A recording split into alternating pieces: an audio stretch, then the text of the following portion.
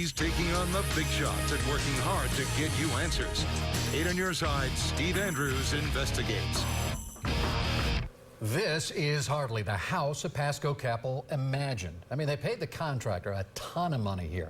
Law enforcement is not the least bit interested, but the couple's lawyer says it should be. So what does it take to bring criminal charges against a contractor who took thousands of dollars from customers and did not do the work he was paid to do? Well, it takes law enforcement to show an interest. And according to 8 on your side, senior investigative reporter Steve Andrews, so far that has not happened. Yeah, the Pasco and Hillsborough County Sheriff's Office were notified that contractor Danny Musgrove took a lot of money from customers and just abandoned these jobs. They told the customers this is a civil matter. A lawyer now representing one of these victims says, oh, no, it isn't. How would you feel if after a year with a contractor and paying him more than 110 grand, this is as far as your new house had come? It's very stressful. Brenda Digeon will tell you she made a big mistake hiring contractor Danny Musgrove and his company, DRAC Construction, to build her home. She advanced him money because she says Musgrove told her it would save them both time. Musgrove's crew put in some footers, but not much else for all that dough.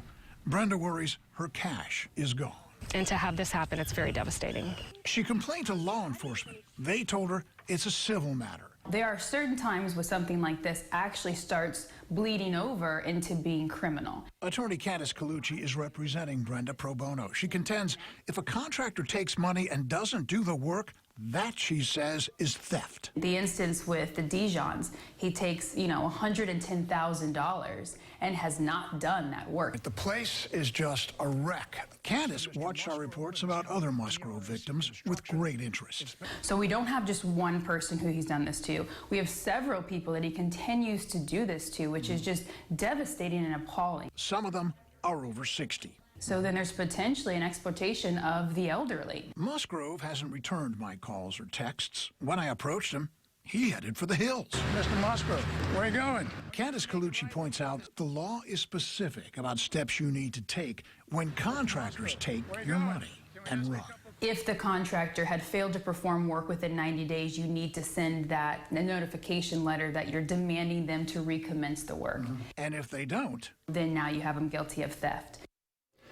Now, Candace Colucci has the same question for Danny Musgrove that we do. Where is Brenda Digeon's money? And Mr. Musgrove, he did do a little work out there, but not $110,000 worth. And at the end of the day, it really comes down to, he was given 110 grand. Did he do $110 worth of work out there? Clearly no. Clearly not. And if Candace Colucci says, if not, then law enforcement needs to get involved in this. Okay, I have a question. How does Mr. Musgrove still have a contractor's license with all these issues? Well, that's a good question, and it's a question for the state of Florida. Candace Colucci tells me now the Florida Department of Business and Professional Regulation has assured her it is looking into several complaints against Mr. Musgrove. Someone wrote me on Facebook and asked, where's the Attorney General with all of this? And I responded, good question. Have you reached out to Ashley Moody? And I know that they have, yes. Okay, all right. Well, that's another follow-up to come. We'll see what happens there. Thank you, Steve. Sure. If you have a problem that you want Steve to investigate, call our 8 on your side helpline at 1-800-338-0808.